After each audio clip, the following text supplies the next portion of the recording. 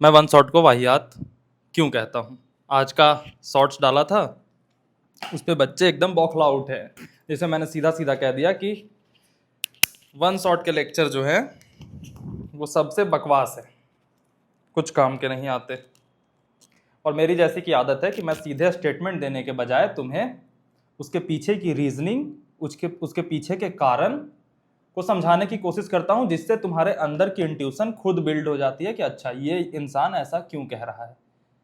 बहुत सारे बच्चों के मन में ये सवाल आया कि भैया आपने जब 150 दिन वाली स्ट्रैटेजी दी थी तो उसमें डे वाइज वन शॉट कहा था, फिर आज ऐसा स्टेटमेंट क्यों। तो ये बहुत सारी चीजों पे बात करेंगे और इन सबके मैं तुम्हें कारण दे दूंगा, बाकी निर्णय आपका होगा और आप लेने में सक्षम हो जाओगे।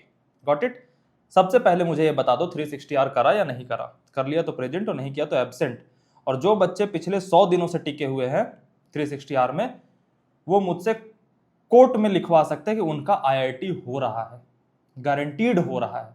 ये मैं शब्द इस्तेमाल कर रहा हूं बड़े सोच समझ के। और 100 दिन लगातार करने वालों में 5 से 6 बच्चे ही होंगे। ये आराम वाली चीज नहीं है 360R, बड़े मुश्किल से होती है। तो उसी में शुरुआत में पार्टिसिपेट करने वाले बच्चे थे, लगभग 2300 बच्चों ने पार्टिसिपेट करा था।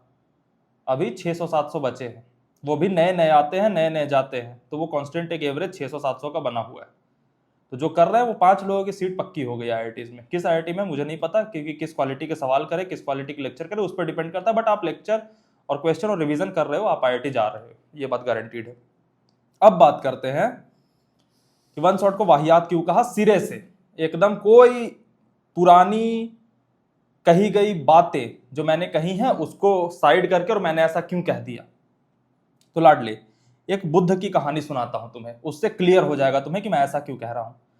भगवान बुद्ध अपने शिष्यों को यह कहा करते थे कि मांस नहीं खाना है। सीधा क्लियर स्टेटमेंट था कि मांस नहीं खाना है। जो भिक्षा पात्र में मिले वो खाओ और किसी जानवर को मारकर मत खाओ। उन्हें यह दिक्कत नहीं थी मोरली कि मांस खाना गलत काम है, नहीं। उनका कहना था कि जानवरों को मारना एक हिंसा है, वो मत करो।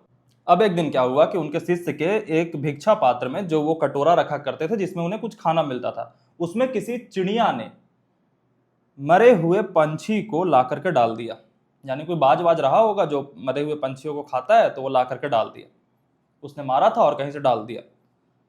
अब बुद्ध ने कहा था कि जो भी तुम्हारे भिक्षा पात्र में मिल जाए उसे खाना, और किसी मरे हुए किसी जीव को मार कर मत खाना। अब उनका शिष्य जो था वो कंफ्यूज हो गया कि भिक्षा पात्र में तो इस चिड़िया ने ला करके एक मरा हुआ पक्षी डाल दिया है, अब इसका क्या करूं। तो बुद्ध के पास गया। अब बुद्ध को मोरली कोई दिक्कत नहीं थी, जान लेने से उन्हें दिक्कत थी। किसी का जान मत लो यार, क्यों ले रहे हो। तो वो बुद्ध के पास गया पूछने कि बुद्ध, ये जो है सो भिक्षा पात्र में अब ये आ गया तो क्या करूं। तो बुद्ध ने जिस कारण से मांस ना खाने को कहा था, किसी को मार कर मत खाना, ये ऑलरेडी चिड़िया मर चुका है और भिक्षा पात्र में आ गया है। अगर मैं कह दूं कि नहीं इसे मत खाओ, तो ये रूल मेरा डिस्कार्ड हो जाएगा कि भिक्षा पात्र में जो भी आए वही खाना, उसके बाहर का मत खाना। तो बुद्ध ने सोचा कि यार ये तो पहले से मर गया है, इसने तो जान ली नहीं है। तो बुद्ध ने कह दिया खा सकते हो, किसी और ने मारा है ना, तुमने तो हिंसा नहीं करी।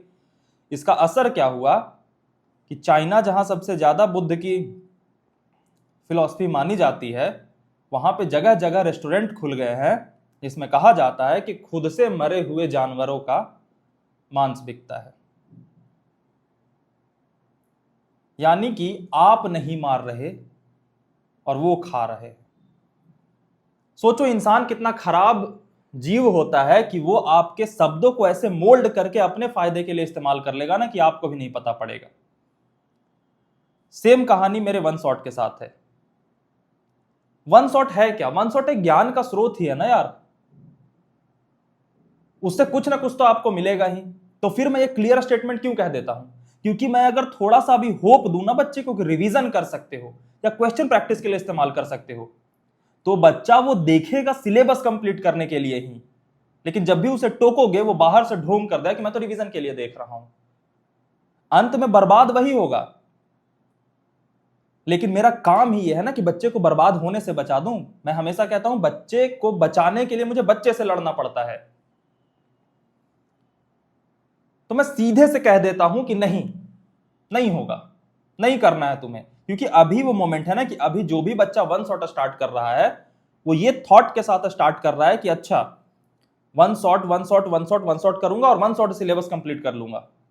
दिक्कत वन शॉट में नहीं है, मैंने 1000 बार कहा है, दिक्कत वन शॉट में नहीं है, दिक्कत ह्यूमन ब्रेन के रिटेंशन में है कि आप अपने इतने सारे डीप कॉन्सेप्ट को इतने शॉर्ट स्पेन ऑफ टाइम में वीडियो से कंज्यूम करके नहीं रिटेन कर पाओगे।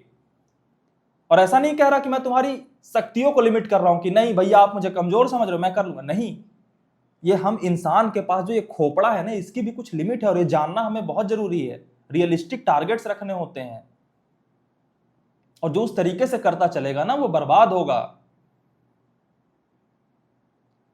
और बच्चे अपने बबल को जो एक माया से बनाते हैं ना, वो उससे बरकरार रखने में कुछ भी झूठ बोलते हैं। एक बच्चा जो कह रहा है मैं आईआईटी कहीं बैठा हूं, आईआईटी खड़गपुर में बैठा हूं और मैं वन शॉट से गया हूं, मैंने उस पर क्लिक करा, पिछले 20 कमेंट दिखे, 20 कमेंट पहले पूछा था भैया 3 महीने में कैसे करूं, मैं अगर उसे कमेंट पब्लिक कर दूं ना वो शर्म के मारे भाग जाए। लेकिन ये सारी चीजें हर साल होती है और हर साल बच्चों को समझाता हूं कि नहीं, इतने शॉर्ट स्पैन में इतना ज्यादा डेटा मत लो, तुम उतना लो जितना पचा पाओ और उसको एग्जाम में अगर निकाल दिया ना सिलेक्ट हो जाओगे। लेकिन बच्चे का एक बायस होता है ना कि हम सब करेंगे, और सब करना है, अगर उन्हें ये इंपॉर्टेंट लगने लग गया तो सब कैसे होगा। क्योंकि सवाल भी बच्चों कैसे आते हैं, भैया अब सिलेबस इतना सारा बचा हुआ है तो कैसे होगा। वन शॉट ही तरीका है ना, वन शॉट से सिलेबस तुम्हारे आंखों के सामने से गुजर जाएगा, बस यहां नहीं आएगा। ये बात याद रखना। दिमाग में ज्ञान के बैठने के लिए समय चाहिए होता है। कॉम्पिटिटिव एग्जाम है। किसी बच्चे को अगर नींद आती है ना बहुत ज्यादा, मैं उससे कहता हूं सो जाओ, लेकिन भगवान या नेचर उस बच्चे के साथ अनफेयर नहीं करेगा जो जाग रहा था। तो इस उम्मीद में नहीं रहना कि तुम सो करके उस बच्चे को हरा दोगे जो जाग रहा था तुमसे ज्यादा। तो वन शॉट से तुम इस उम्मीद में मत रहना कि तुम उस बच्चे को हरा दोगे जो बच्चा मेरी 150 दिन वाली वीडियो मिनिमम देख करके उसे ईमानदारी से कर रहा था।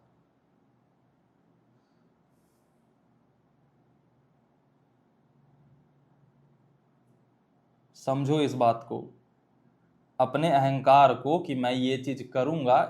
तुम्हारा भी नहीं, एग्जाम के बाद ना मैं बच्चों को, कल मैं एक शॉर्ट्स डालने वाला हूं देखना, उसमें मैं ये कहने वाला हूं बच्चों से कि ठीक है मान लो मैं तुम्हें कुछ गलत बात कह रहा हूं, हो सकता है गलत बात कह रहा हूं, तुम्हें लगता है, कागज पे लिख लो कि स्नेहित भैया ने ये बात कही थी इस डेट को, एग्जाम से इतने दिन पहले मैंने कागज पे लिख लिया। और किसी की बात तो सही लगती होगी ना, ठीक है उनकी भी लिख ली कि अच्छा इनकी बात सही लगी, मैंने ये फॉलो करना स्टार्ट करा, बढ़िया। अब करना स्टार्ट करो, बस एक काम करना, एग्जाम जिस दिन खत्म हो जाए, रिजल्ट जिस दिन आ जाए, उस दिन अगर तुमने जो फॉलो करना स्टार्ट करा वो सही हो गया तो वीडियो बनाना स्नेहित मिश्रा की सच्चाई बताते हुए कि ये बिल्कुल गलत बात बताता है। और अगर मेरी बात सही निकली और जिस बात को तुमने आज माना था वो गलत निकल गया तो प्लीज उसके खिलाफ वीडियो बनाना, ये बात बताते हुए कि मैंने गलती करी है। इस झांसे में मत आना कोचिंग इंडस्ट्री के, जो तुम्हें यह एहसास दिला देगा कि तुम्हारा सिलेक्शन तुम्हारी कमियों की वजह से नहीं हुआ। नहीं, तुम्हारा सिलेक्शन उस व्यक्ति के झांसे में आने की वजह से नहीं हुआ जो तुम्हें आज मुझसे ज्यादा सही लग रहा था। मैं पिछले 3 साल से बच्चे को चैलेंज देता हूं, 3 महीने पहले, आज तक मेरे खिलाफ एक वीडियो नहीं बनी है। और ये लोग बच इसलिए जाते हैं ना जो झांसे दे रहे हैं, क्योंकि बच्चे भूल जाते हैं बहुत जल्दी। तुम आज के 6 महीने पहले किस तरीके से पढ़ रहे होगे तुम्हें याद नहीं होगा, तुमने किसकी बात सुनी होगी तुम्हें याद नहीं होगा, लेकिन उसका असर आज है कि तुम आज इस मोड़ पे खड़े हो। तो सिंपल है, मैं कॉन्फिडेंस पे खेलता हूं कि जो बोल रहा हूं उसे सिलेक्शन होगा। और मैं कोई भी ऐसी चीज होप के लिए नहीं करूंगा जो नकली होप दे दे बच्चे में, बिल्कुल नहीं। होप दे के मैं क्या करूंगा, किसी को कैंसर हो रखा है उसे होप दे दूंगी तो जिंदा रहेगा, वो मर जाएगा। तो डॉक्टर के पास जैसा होता है ना कि डॉक्टर को गालियां भी पड़ती है कि तू खराब डॉक्टर है, ये मरीज इतना आया तेरे पास तू बचा नहीं सकता, एक लिमिट होती है ना बचाने की, कैसे बचा दूं। मैं तो सोच रहा हूं अपने चैनल पे पीछे लिखवा दो, यहां इमरजेंसी सेवा उपलब्ध नहीं है, यानी कि बिल्कुल जो एकदम मर चुका है, मरने की हालत में, दुनिया बचा नहीं सकती, वो मेरे पास ना आए। पर बच्चे को ये उम्मीद होती है कि ठीक है सब हो गया ना, अब करूं क्या? अरे करूं क्या? क्या वो दिन याद करो जिस दिन की वजह से आज पूछना पड़ रहा है कि अब क्या करूं, बस। और उसके अलावा कोई रास्ता नहीं है। एक टाइम आता है जिस टाइम को अगर आप क्रॉस कर जाते हो ना, तो भगवान सिलेक्शन नहीं करा पाता, भगवान। अगर पेपर लीक हो गया, चीटिंग हो गई, वो अलग बात है। ईमानदारी से अगर एग्जाम हो जाए ना और चीटिंग वीटिंग ना हो, तो एक टाइम आता है 1.5-2 महीने पहले जब भगवान सिलेक्ट नहीं करा सकता। लेकिन उसी 1.5-2 महीने में सबसे ज्यादा ऑडियंस एक्टिव होती है, तो यूट्यूब की सबसे ज्यादा ऑडियंस बढ़ती है। तो बोलने की हिम्मत नहीं होती किसी की, जिन्हें कुछ बेच देना होता है। मेरे को बेचना नहीं है, मैं तो बोलूंगा, क्योंकि कल इतनी बड़ी चीज बेचूंगा ना जो सब नहीं बेच पाए, और तुम खरीदोगे, क्योंकि मैंने सच कहा था। अभी तुम भले ही हेट दे सकते हो, एग्जाम के बाद ना सब नंगे खड़े हो जाते हैं तुम्हारे सामने जिन्होंने लूटा है। जब तुम किसी के साथ प्यार में होते हो ना, तो उसके गुनाह नहीं दिखते। जैसे ही कोई ब्रेकअप के बाद बुरी तरह से नोच के जाता है ना तुम्हें, सब एहसास आता है कि अच्छा ये मुझे लूट के ले गया या ले गई। और वो फिर इंसान याद आता है जो बता रहा था कि यार ये तेरा फायदा उठाएगा या उठाएगी।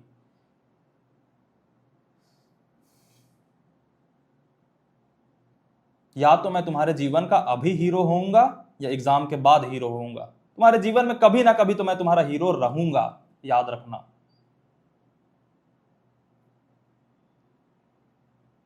मान लो मेरी बात,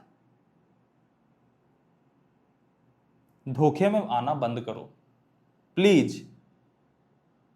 360R बोला है वही करो तब तक। अब तो अंत का समय आ रहा है, तो एक टाइम आएगा जब मैं खुल के कह दूंगा कि अब मेरे पास कोई तरीका नहीं, हाथ खड़े।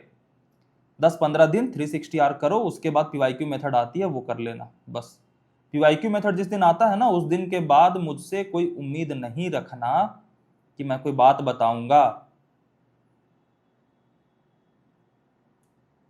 ठीक है? होश में आ जाओ थोड़ा।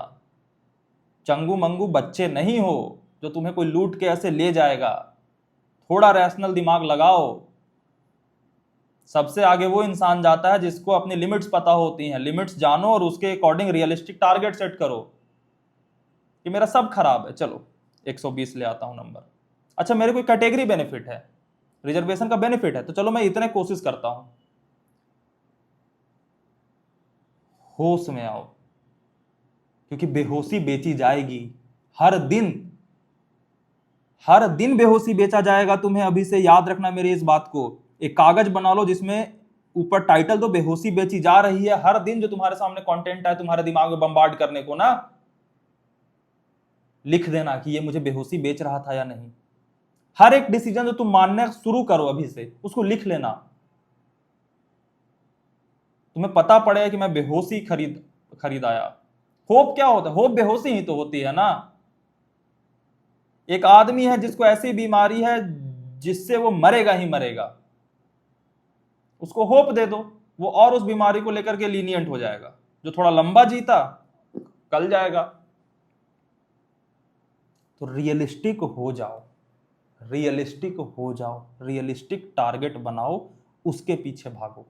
जेईई मेन जनवरी में एटलीस्ट, अगर अच्छी तैयारी है, मेरे वाले बच्चे हो, पहले से सुन रहे हो, तो तुम टेंशन मत लो, तुम्हारा पहुंच जाएगा। जो नए जुड़ रहे हैं ना, एटलीस्ट कोशिश करो कि जेईई मेन जनवरी में कट ऑफ पार हो जाए। लिख दूं कागज पे, 90% बच्चों का कट ऑफ नहीं पार होता, कट ऑफ। एडवांस देने के एलिजिबल नहीं होते। जो आज बच्चे सुपर कॉन्फिडेंट है ना कि कल से कुछ करूंगा और हो जाएगा, कट ऑफ क्रॉस नहीं होगा। और ये मत सोचना बाकी होता है, तुम भी हो सकते हो, तुम्हारे होने के चांस 90% है यार।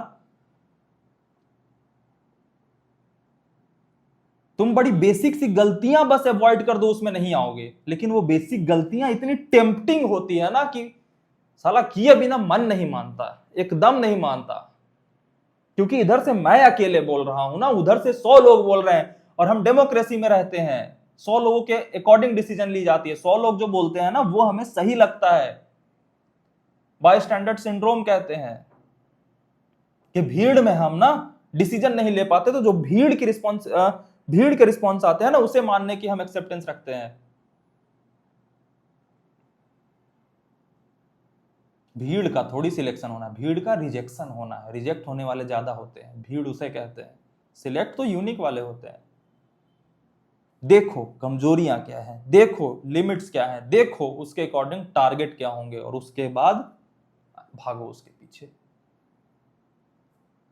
भ्रम निकालो कि आंखों के सामने से लेक्चर का जाना सिलेबस कंप्लीट होना है। ये रियलिटी डालो दिमाग में, चीजों का होना सिलेबस का होना है, सही तरीके से वो भी। बस एक बात, जागो।